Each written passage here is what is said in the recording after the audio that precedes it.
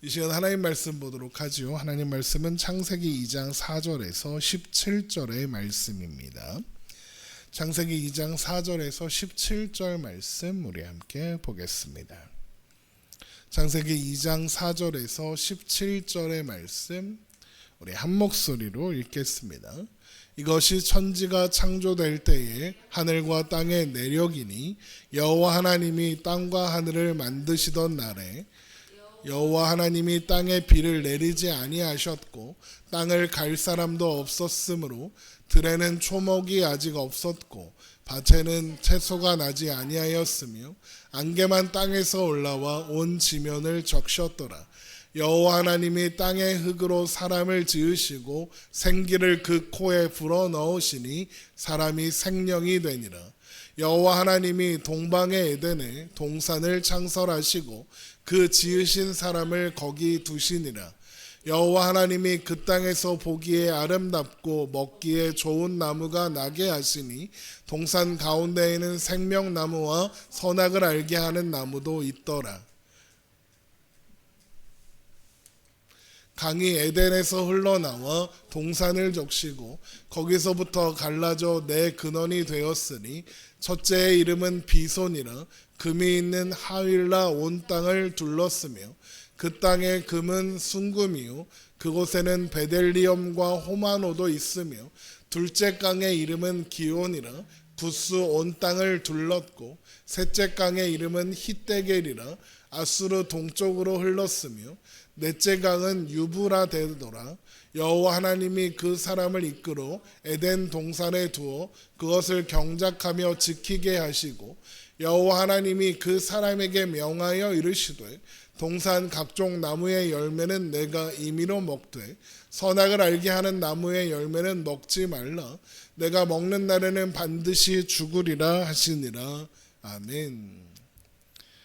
하나님께서 창조하시던 모든 일을 마치시고 일곱째 날에 안식하셨다라는 말씀으로 창세기 1장에 기록된 창조의 이야기, 창조 기사가 마무리되었습니다.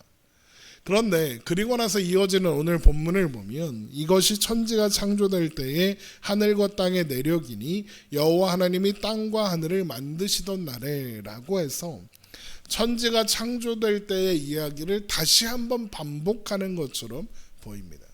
심지어 창세기 2장의 내용을 보면 1장과 좀 다르기까지 합니다.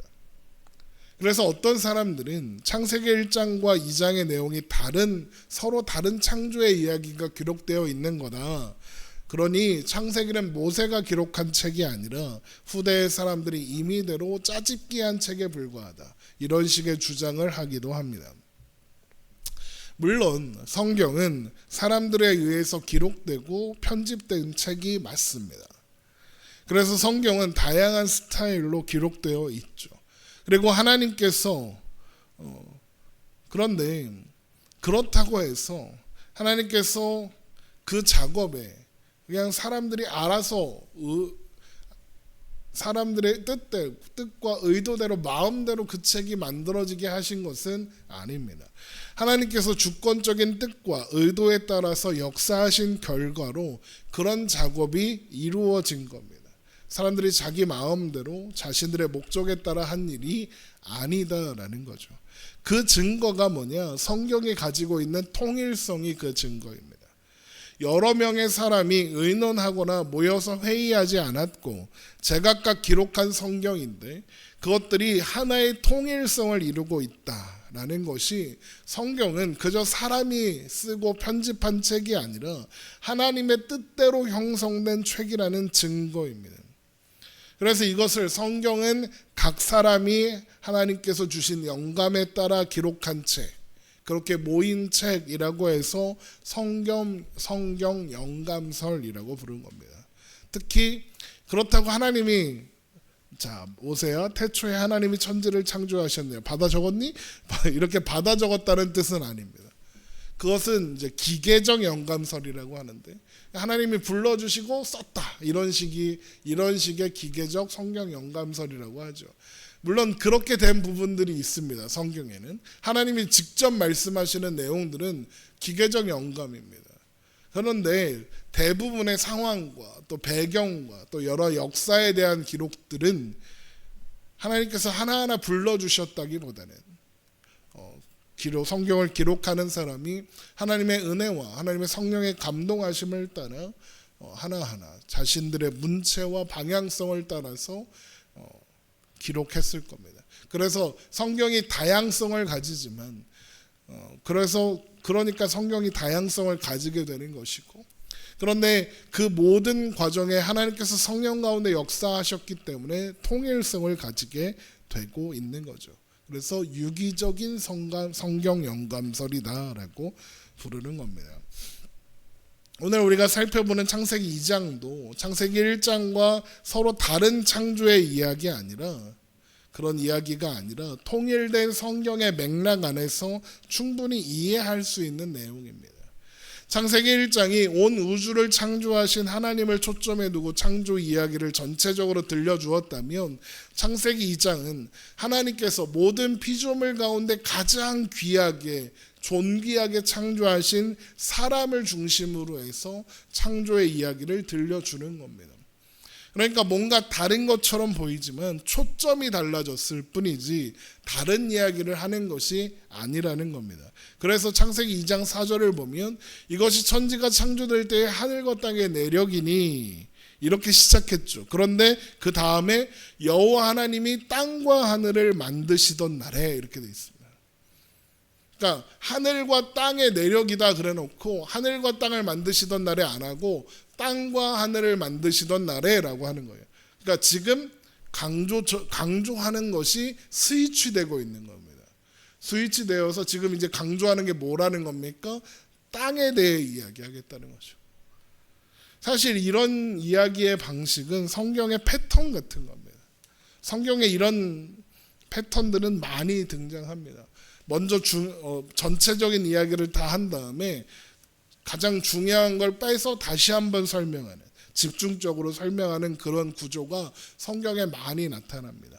예를 들어 보면 출애굽기 20장과 21장에서 23절이 그런 구조로 되어 있습니다. 출애굽기 20장에는 십계명이라는 전체 율법의 핵심적인 요약을 제시하고 21장부터 23장에는 그에 대한 구체적인 적용과 세부적인 규례를 설명합니다. 또 신명기 5장과 6장도 비슷한 구조를 가지고 있습니다. 신명기 5장에서 모세가 다시 십계명을 낭독해서 전체 율법을 요약한 것을 제시하고 나서는 신명기 6장 4절에서 5절에 가서는 이스라엘아 들으라, 우리 하나님 여호와는 오직 유일한 여호와시니 너는 마음을 다하고 뜻을 다하고 힘을 다하여 내 하나님 여호와를 사랑하라 라는, 하나님을 사랑하라 라는 율법의 핵심을 강조하는 게 나오는 겁니다. 이런 식으로 성경은 먼저 전체적인 이야기를 한 다음에 그 중에 가장 중요한 것을 빼서 다시 한번 집중적으로 설명하는 내용들이 많이 나오고, 오늘 본문인 창세기 2장도 그런 패턴에 있는 말씀 중에 하나다라는 거죠. 또한 그래서 땅의 이야기가 이렇게 시작되는 겁니다. 창세기 2장 4절, 이것이 천지가 창조될 때에 하늘과 땅의 내력이니 여호와 하나님이 땅과 하늘을 만드시던 날에 여호와 하나님이 땅에 비를 내리지 아니하셨고 땅을 갈 사람도 없었으므로 들에는 초목이 아직 없었고 밭에는 채소가 나지 아니하였으며 안개만 땅에서 올라와 온 지면을 적셨더라. 지금 보면 땅이 이미 있습니다. 안개만 올라와 온 지면을 적시고 있는 겁니다. 그러니까 이미 지금 땅은 존재하고 있는 것을 전제하고 있는 거죠. 창세기 1장 9절, 하나님이 이르시되 천하의 물이 한 곳으로 모이고 묻이 드러나라 하시니 그대로 되니라. 하나님이 묻을 땅이라 부르시고 모인 물을 바다라 부르시니 하나님이 보시기에 좋았더라. 하나님이 이르시되 땅은 풀과 씨 맺는 채소와 각기 종류대로 씨 가진 열매 맺는 나무를 내라 하시니 그대로 되어 땅이 풀과 각기 종류대로 씨 맺는 채소와 각기 종류대로 씨 가진 열매 맺는 나무를 내니 하나님이 보시기에 좋았더라 인 겁니다. 땅은 이미 창조된 걸 전제로 하고 2장 5절에서 6절의 말씀, 이 말씀이 나오는 겁니다. 하나님께서 땅을 창조하신 이후의 상태가 어땠는가를 보여주고 있다는 거죠. 그런데 이 부분을 보고 그러면 뭔가 이상한데? 라는 생각이 들었다면 여러분이 말씀을 잘 듣고 있는 겁니다. 뭐가 이상하느냐? 보세요. 들에 초목이 아직 없었고 밭에는 채소가 나지 아니하였다라고 하기 때문입니다. 이게 왜 이상한 부분인지 아시겠습니까? 왜냐하면 하나님이 이미 셋째 날에 땅을 지으시면서 풀과 씨 맺는 채소와 각기 종류대로 씨 가진 열매 맺는 나무를 창조하셨다 그랬거든요. 그런데 2장 5절에 가서는 들에는 초목이 아직 없었고 밭에는 채소가 나지 않았다 그러고 있죠. 그러면 창조의 셋째 날 창조됐다는 각종 식물과 나무와 채소는 뭡니까? 이런 생각이 드는 게 당연한 겁니다. 한 번도 생각해 보지 않았다면 이제라도 생각해 보시면 되는 거고요. 이걸 보면서 역시 성경은 오류투성이야 이런 생각이 드십니까? 당연히 그렇지 않습니다. 왜 그러냐? 여기에서 말하는 아직 없다는 들의 초목과 밭의 채소는 셋째 날 창조된 식물들과 나무들과는 좀 다른 존재이기 때문입니다. 어떤 차이가 있느냐? 바로 땅을 갈 사람도 없었으므로에 있습니다. 이것이 중대한 차이입니다. 그러니까 들에는 초목이 없고 밭에는 채소가 나지 않았다라는 말은 사람이 경작해야만 하는 초목과 채소를 가리키는 겁니다. 그러니까 셋째 날 창조된 식물들은 사람이 경작하지 않아도 잘 자라고 번성하는 대부분의 식물들을 가리키는 것이고, 이 말씀에서 창세기 2장 5절에서 들에 없고 밭에 없는 채소와 초목은 땅을 갈 사람, 그러니까 농사 지을 사람이 경작할 사람이 있어야만 자랄 수 있는 것들이다라는 겁니다.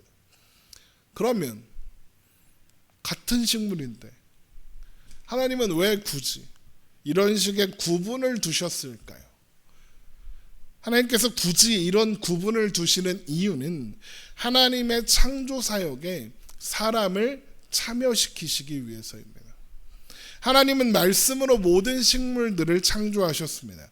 그래서 하나님은 들에 피는 이름 모를 들풀도 돌보시는 하나님이시죠. 하나님이 경작하시는 겁니다. 그리고 이제 그 일을 사람에게 경작하는 일을 맡기시는 겁니다. 창세기 2장 15절 여호와 하나님이 그 사람을 이끌어 에덴 동산에 두어 그것을 경작하며 지키게 하시고라고 말씀하십니다. 그래서 이제 사람이 경작하면 새로운 식물과 채소가 돋아나고 열매가 맺게 될 겁니다. 그러니까 하나님이 창조하셨으나 아직 존재하지 않고 있는 식물들이 사람이 경작할 때 나타난다, 이런 뜻인 거죠. 그렇게 사람은 하나님만이 하실 수 있는 창조의 사역에 참여하게 되는 겁니다. 하나님이 돌보시는 자연을 사람도 함께 돌보게 된다라는 것이죠. 그렇게 사람은 하나님이 창조하신 피조 세계를 다스리는 존재가 되는 거예요. 그리고 그것이 하나님께서 사람을 창조하신 이유입니다. 하나님은 사람과 함께 하고자 하셨습니다. 삼위 하나님께서 나누시는 온전한 하나됨의 교제를 사람과 나누고자 하셨습니다. 또한 하나님은 그래서 사람에게 그저 있어라 라고 하지 않으시고 땅의 흙으로 직접 빚으시고 생기를 그 코에 불어넣어 생명이 되게 하시는 겁니다. 그런 존재로, 하나님과 같은 존재로 하나님과 온전히 하나 되는 교제를 나누기 위해서 그렇게 하시는 거예요. 창세기 2장 7절입니다. 여호와 하나님이 땅의 흙으로 사람을 지으시고 생기를 그 코에 불어넣으시니 사람이 생명이 되니라. 여기에 흙으로 번역된 히브리어 아파르는 티끌, 먼지라는 뜻입니다. 그리고 생명으로 번역된 단어는 히브리어 네페시 하야인데, 네페시는 호흡, 생명, 영혼, 인격이라는 뜻이고 하야는 살아있는 존재라는 뜻입니다. 그러니까 네페쉬 하야를 직역하면 살아있는 생명, 살아있는 존재 이렇게 되는 거고, 이것을 한글 성경, 우리 개역개정 성경은 살아있는 영적 존재라는 의미를 담아서 생명이라고 번역한 겁니다. 그래서 창세기 2장 7절을 표준 세번역 성경으로 보면 하나님께서 주 하나님이 땅의 흙으로 사람을 지으시고 그의 코에 생명의 기운을 불어넣으시니 사람이 생명체가 되었다라고 하는 겁니다. 하나님께서 먼지에 생기를 불어넣으시자 사람이, 흙이 살아있는 존재, 생명체, 생명이 되었다라는 거죠. 그래서 여기에서 생기는 당연히 생명력을 의미하는 겁니다. 그리고 그 생기는 하나님으로부터 온 것이죠. 이것은 인간의 생명이 하나님과 연결되어 있다는 의미가 되는 겁니다. 하나님께서 사람에게 생명을 주심으로써 살아 움직이는 존재, 생명이 된 것이죠. 그래서 생명이 된 사람은 하나님을 떠나서는 살 수 없습니다. 그러니까 우리가 사는 것은 전부 하나님의 은혜와 사랑 때문이다라고 정리할 수 있는 것이죠. 하나님은 그렇게 특별하고 소중하게 창조하신 사람들을 위해 또 하나의 공간을 만드셨으니 바로 에덴의 동산, 우리가 흔히 에덴 동산이라고 부르는 바로 동산이었습니다. 거기에 하나님은 사람들을 두십니다. 창세기 2장 8절, 여호와 하나님이 동방의 에덴에 동산을 창설하시고 그 지으신 사람을 거기 두시니라. 에덴은 기쁨이란 뜻입니다. 그러니까 에덴 동산은 기쁨의 동산이란 뜻이죠. 그 말은 하나님 안에서 진정한 기쁨과 행복을 누리는 축복의 땅, 그것이 에덴이 되는 겁니다. 하나님께서 바로 그곳에 사람을 두셨습니다.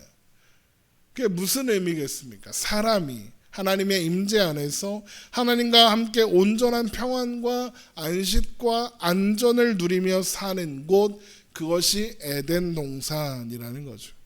그러니까 사람은 처음부터 무언가 하기 전에 아무것도 하지 않았죠. 그냥 지금 있게 되었을 뿐이에요. 있게 되었는데 그때부터 이미 하나님의 임재 속에서 하나님의 은혜 안에서 살아가게 하신 겁니다. 그러니까 그것이 인간의 창조 목적인 거죠. 사람은 어떤 필요나 어떤 쓰임을 위해서 창조된 것이 아니라는 겁니다. 사람이 창조된 목적은 하나님 안에서 하나님과 교제하며 그 안에서 복과 안식과 평강을 누리는 것입니다. 하나님은 우리가 쓸모 있어서 어디다 써먹으려고 창조하신 것이 아니라 사랑하셔서 함께 하려고 창조하셨다는 겁니다. 부모가 자녀를 낳는 게 그 자녀를 낳아서 어디다 써먹으려고 낳는 것이 아니라 함께 하기 위해서, 사랑하기 위해서 낳는 것과 같은 맥락인 거죠. 물론 그것과는 비교할 수 없는 큰 사랑이죠. 이것이 창세기 2장에 기록된 창조 이야기에서 하나님께서 우리에게 말씀하시려는 내용인 겁니다. 사람은 하나님 안에서만 행복할 수 있다. 사람은 하나님 안에서만 안전할 수 있다.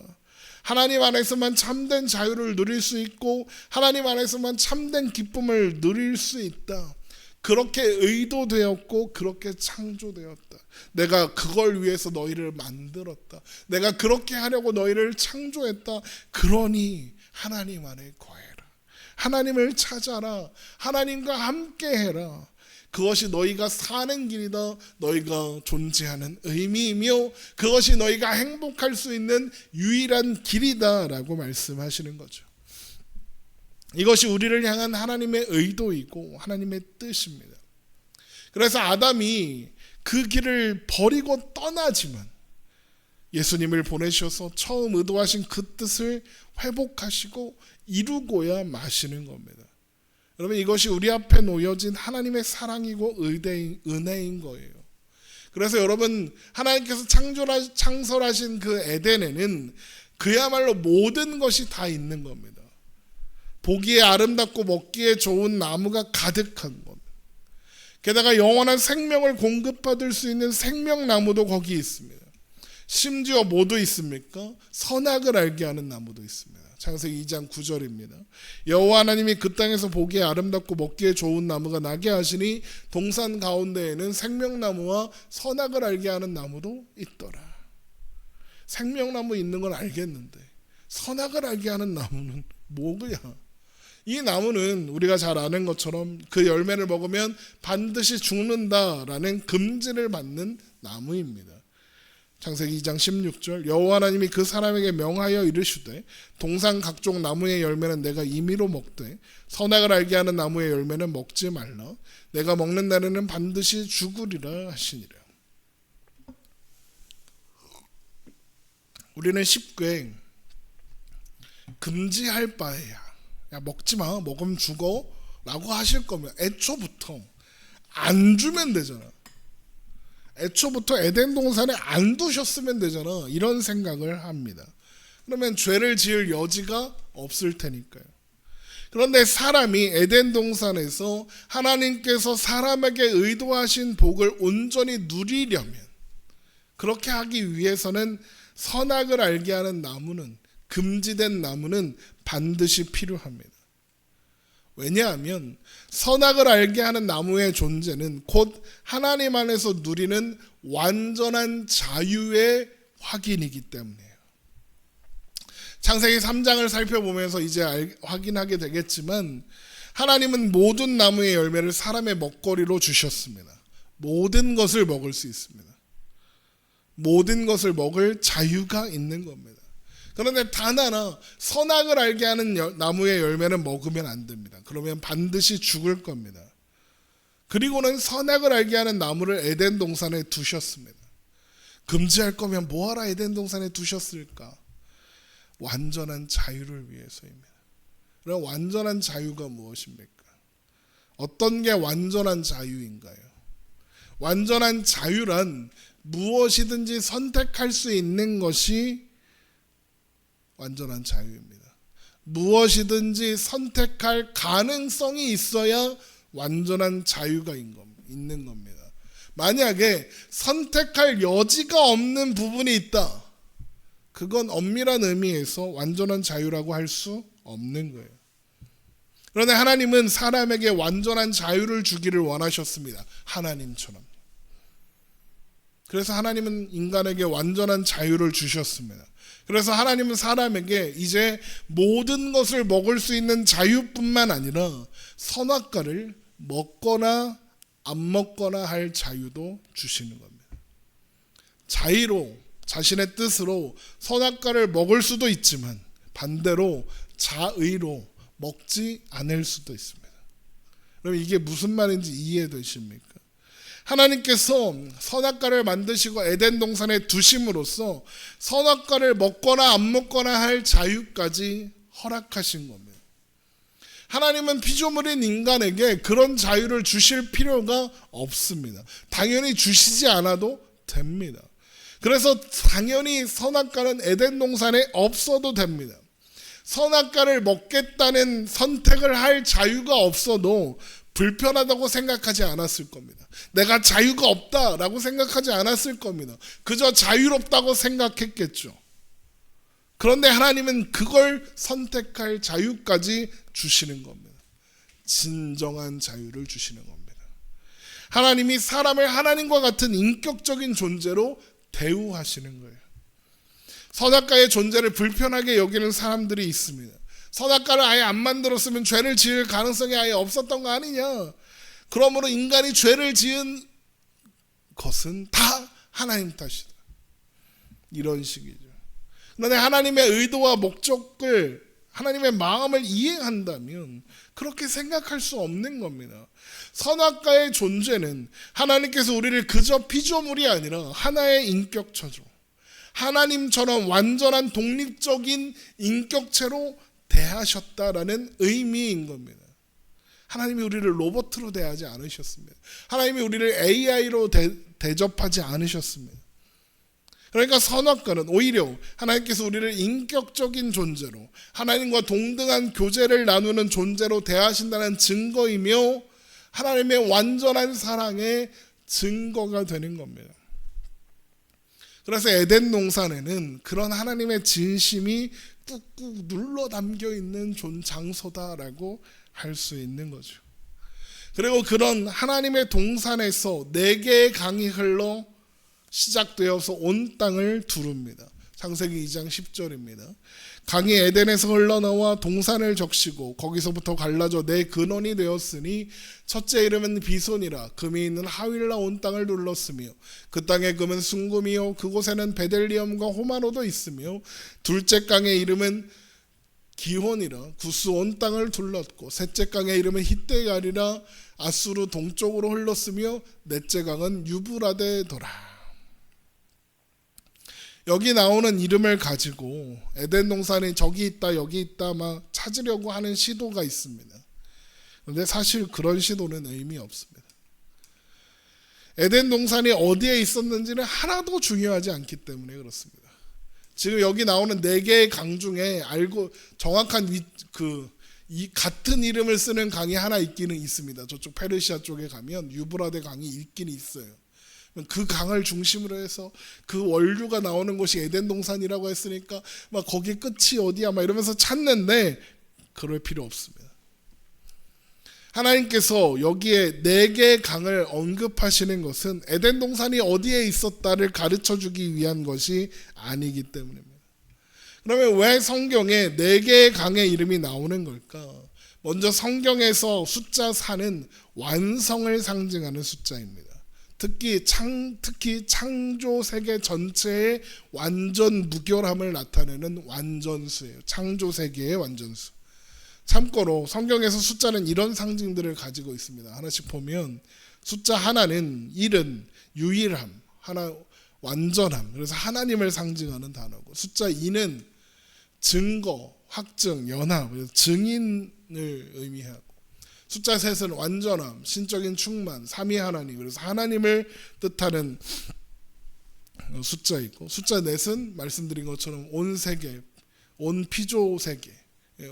그 완전함, 동서남북 이렇게 해갖고 온 세계를 하나님이 다스리신다 이런 것들을 상징하고 5은 율법, 책임, 인간의 무능과 하나님의 은혜의 필요성 이런 것들을 의미하고 6은 불완전함, 인간을 상징하는 숫자고 7은 완전, 충만한 숫자라서 하나님의 숫자이고 또 8은 새로운 시작, 부활 이런 것들을 의미하고 숫자 10은 충만함, 책임, 완전함 이런 것들을 상징하고요. 12은 하나님의 백성을 상징하는 숫자이고 40은 시험 이런 걸 의미하는 숫자이고 또 70이 충만한 수, 민족들 전체 이런 것들을 상징하는 숫자들입니다.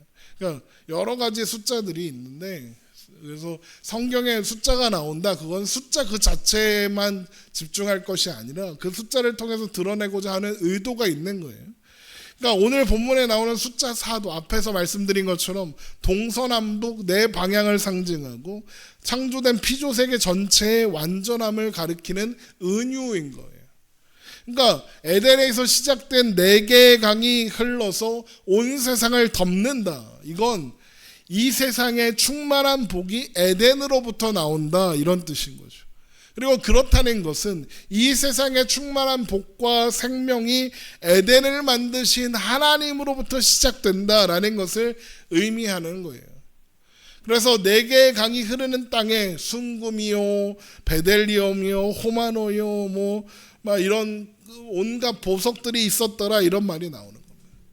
이 말씀은 각 땅에서 온갖 중요한 것들이 나오니 가서 파봐라 이런 의미가 아니라 앞에서 4개의 강이 흘러 하나님으로부터 흘러나오는 충만한 생명력과 충만한 복이 온 땅에 덮이니 하나님께서 창조하신 세상이 온갖 영화로움과 풍요로움으로 가득해지더라를 상징적으로 보여주기 위해서 보석들이 있더라 그러는 거예요. 그래서 나중에 요한계시록 22장에 가면 하나님 나라의 완성을 보여주는 새 예루살렘과 새 하늘과 새 땅, 새 예루살렘의 모습을 보여주면 여기 나오는 보석들이 다 나와요. 새 예루살렘 성이 이 보석도로 장식되어 있더라 이 얘기를 해요. 이게 무슨 말이냐? 하나님이 충만하게 채우시니 영화롭고 풍요로움이 이 세상 어디에서도 비교할 바 없이 아름답더라. 그걸 보여주는 거예요. 그러니까 에덴 동산은 그야말로 무엇 하나 부족할 것이 없는 완전한 기쁨의 땅이다라는 것을 보여주는 거죠. 그리고 에덴이 그런 땅이 될 수 있는 것은 그곳에 하나님이 계시기 때문인 거예요. 하나님은 사람을 바로 그런 땅에서 영원한 복과 평안과 자유와 기쁨을 누리며 살게 하신 거죠. 그런 하나님의 의도를 드러내는 것은 또 있습니다. 바로 사람에게 에덴 동산을 경작하고 지키게 하셨다는 거예요. 창세기 2장 15절. 여호와 하나님이 그 사람을 이끌어 에덴 동산에 두어 그것을 경작하며 지키게 하시고, 여기에서 경작한다라는 말은 땅을 개간하고 채소나 곡식을 심고 뭐 뜰을 가꾸고 이런 걸 의미하는 거예요. 그야말로 경작하는 거죠. 그러니까 사람은 에덴을 아름답게 유지하는 역할을 하는 겁니다. 그래서 지키게 하셨다고도 하는 거예요. 그런데 에덴을 포함한 모든 세계를 아름답게 유지하시는 분이 누구예요? 하나님이시죠. 하나님이 창조하셨으니 하나님이 돌보시는 겁니다. 사람이 아무리 잘 경작해도 하나님이 돌보시지 않으면 사람은 아무것도 유지할 수 없는 거죠. 그런데 그럼에도 불구하고 하나님은 사람에게 에덴을 경작하고 지키게 하십니다. 사실 경작하고 지키는 건 하나님이신데 그 일을 사람에게 맡기시는 거예요. 그러니까 하나님만이 하실 수 있는 창조 세계의 섭리와 경륜에 사람을 참여하게 하시는 거죠. 하나님과 사람이 함께 온 세계를 다스리고 돌보는 거예요. 하나님께서 이렇게 하시는 이유가 뭐라고요? 사람에게 그런 일을 할 만한 특별한 능력이 있기 때문이 아니라 함께 하고 싶어서요. 어린 아이들을 보면, 저도 아이들을 키울 때 그랬지만 엄마 아빠가 뭘 하고 있으면 자꾸 와서 자기들도 하겠다 그래요. 그러면 부모는 아이에게 뭔가 뭐라도 하나 주면서 그래 이거 해 이러면서 맡겨주죠. 그런데 그 아이가 하는 일이 부모가 지금 하고 부모가 요리를 하고 있어.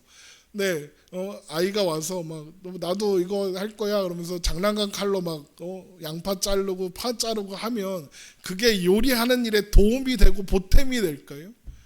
전혀요. 그럴 리가 없어요. 방해나 안 되면 다행일 거예요. 그런데 부모는 그 일에 아이를 참여시켜요. 왜 그러나요? 그게 즐겁거든요. 그게 기쁘고 행복하거든요. 아이와 함께하는 것 자체가 좋잖아요. 그래서 함께하는 거죠. 하나님께서 사람에게 경작하게 하시는 것도 비슷한 맥락인 거예요. 하나님은 그저 우리와 함께하는 게 좋으신 거예요. 그러니까 사람은 에덴을 경작하고 돌봄으로써 하나님과 함께하는 거예요. 하나님과 교제하는 거예요. 하나님과 함께 사는 거죠. 여러분, 그리고 이게 예배인 거예요. 예배. 사람이 하나님 안에서 참된 자유와 안식과 행복을 누리며 하나님과 함께 기뻐하는 것, 하나님만 바라보는 것, 하나님만 사랑하는 상태, 그게 예배예요. 그래서 경작한다라고 번역된 히브리어 아바드에는 섬기다, 예배하다라는 의미도 있는 거예요. 결국 아담은 땅을 경작함으로 하나님을 예배하는 거예요. 그래서 또한 성경의 에덴 동산을 하나님께 예배하는 성전으로 묘사하는 거예요. 예를 들면 에스겔서 47장에 나오는 성전 문지막 밑에서 물이 나와 온 세상을 덮는 그런 장면을 보면 성전에서 흘러나온 물이 온 세상을 덮으니까 물이 닿는 곳마다 생명이 살아나고 치유되는 그런 일이 일어나거든요. 한번 볼게요. 좀 긴데 한번 보겠습니다. 에스겔 47장 8절. 그가 내게 이르되 이 물이 동쪽으로 향하여 흘러 아라바로 내려가서 바다에 이르리니 이 흘러내리는 물로 그 바다의 물이 되살아나리라. 이 강물이 이르는 곳마다 번성하는 모든 생물이 살고 또 고기가 심히 많으리니 이 물이 흘러 들어가므로 바닷물이 되살아나겠고 이 강이 이르는 각처의 모든 것이 살 것이며 또 이 강가에 어부가 설 것이니 엔데기에서부터 에네글라임까지 금을 치는 곳이 될 것이라 그 고기가 각기 종류를 따라 큰 바다의 고기같이 심이 많으려니와 그 진펄과 갯펄은 되살아나지 못하고 소금 땅이 될 것이며 강 좌우가에는 각종 먹을 과실나무가 자라서 그 잎이 시들지 아니하며 열매가 끊이지 아니하고 달마다 새 열매를 맺으리니 그 물이 성소를 통하여 나옴이라 그 열매는 먹을 만하고 그 잎사귀는 약재료가 되리라. 이렇게 살리고 생명을 주는 물이 어디로부터 시작되었다고 그랬죠? 성전 문에서 그랬죠. 그런데 창세기 2장에서는 살리고 생명을 주는 물이 어디로부터 시작되었다고 했습니까? 에덴 동산에서 시작되었다고 했죠. 그러니까 에스겔서 47장의 환상은 에덴에서 잃어버린 생명의 강물이 다시 흘러나오는 것을 상징하고 있는 거죠. 그리고 그렇다는 건 에덴 동산이 곧 성전이라는 거예요. 예배하는 장소라는 거죠. 그리고 에스겔 47장의 환상은 요한계시록 22장에 가서 하나님과 어린 양의 보좌로부터 생명수의 강이 흘러나와 만국을 덮고 치유하는 것을 통하여 비로소 성취될 거예요. 에스겔 요한계시록 22장 1절 또 그가 수정같이 맑은 생명수의 강을 내게 보이니 하나님과 및 어린 양의 보좌로부터 나와서 길 가운데로 흐르더라. 광 좌우에 생명나무가 있어 12가지 열매를 맺되 달마다 그 열매를 맺고 그 나무 잎사귀들은 만국을 치료하기 위하여 있더라. 앞에서 읽었던 에스겔서 47장 12절하고 똑같죠. 강 좌우가에는 각종 먹을 과실나무가 자라서 그 잎이 시들지 아니하며 열매가 끊이지 아니하고 달마다 새 열매를 맺으리니 그 물이 성소를 통하여 나옴이라 그 열매는 먹을 만하고 그 잎사귀는 약재료가 되리라. 그래서 요한계시록 22장이 에스겔서 47장의 성취다 그러는 거예요. 그런데 요한계시록 22장의 일은 어떻게 성취되는 일입니까? 예수님께서 이 땅에 다시 오셔서 열국을 심판하시고 하나님 나라를 완성하심으로써 성취되는 거죠. 그리고 그 일은 예수님께서 이 땅에 오신 바로 그때 시작되었으며 그러므로 반드시 완성될 일이죠. 그래서 예수님이 이 땅에 오셔서 메시아로서의 사역을 시작하시면서 제일 먼저 하시는 선포가 뭐냐? 회개하라, 천국이 가까이 왔습니다 인 거예요. 그리고 그렇게 하나님 나라를 완성하기 위해 이 땅 가운데 세우신 하나님의 성전이 있어요. 그 성전이 뭘까요? 바로 교회된 우리예요. 그러니까 에덴 동산은 교회의 예표인 거예요. 그렇다면 우리 신자들은 교회라는 에덴 동산에서 하나님과 함께 교제하며 하나님을 사랑하고 하나님을 바라보며 경작하며 예배하며 사는 사람들인 거예요. 그러니까 교회가 뭐예요? 우리가 모인 이곳이 교회이지만 그 전에 우리들 한 사람 한 사람이 교회잖아요. 하나님은 그런 우리 한 사람 한 사람과 언제나 어디서나 함께 하시죠. 그리고 그렇다는 것은 우리가 존재하고 살아가는 모든 곳이 에덴이라는 거예요. 그러니까 결국 우리 신자된 우리는 우리가 살아가는 모든 것에서 예배하는 사람으로 경작하는 사람으로 오늘을 살아서 세상을 경작하는 하나님의 사랑으로 세상을 채워 아름답게 가꾸는 역할을 맡고 있는 사람들인 거예요. 그래서 이사야 58장 11절에 여호와가 너를 항상 인도하여 메마른 곳에서도 내 영혼을 만족하게 하며 내 뼈를 견고하게 하리니 너는 물된 동산 같겠고 물이 끊어지지 아니하는 샘 같을 것이라 라고 약속하시는 거예요. 하나님께서 우리가 존재하는 모든 곳을 물된 동산, 에덴 동산 같이 하시겠다는 거예요. 우리가 존재하고 살아가는 모든 곳을 하나님 나라가 되게 하시겠다는 거예요. 우리가 신자로 존재하는 그 모든 곳에서 우리는 교회이고, 그래서 우리가 서 있는 그곳, 우리가 살아가는 그곳이 에덴 동산인 거고 성전인 거고 하나님 나라인 거예요. 그럼 이 사실을 알고 또 기억하며 하나님 나라를 경작하는 예배자로 오늘을 살아가세요. 그렇게 우리가 살아가는 모든 곳이 에덴과 같이 하나님으로 인하여 기뻐하며 하나님으로 인하여 평안하며 하나님으로 인하여 완전한 자유와 평안을 누리며 사는 곳이 되도록 그렇게 예배자로 오늘을 살아가는 우리가 되기를 주님의 이름으로 축원합니다. 우리 이 시간 함께 찬양하고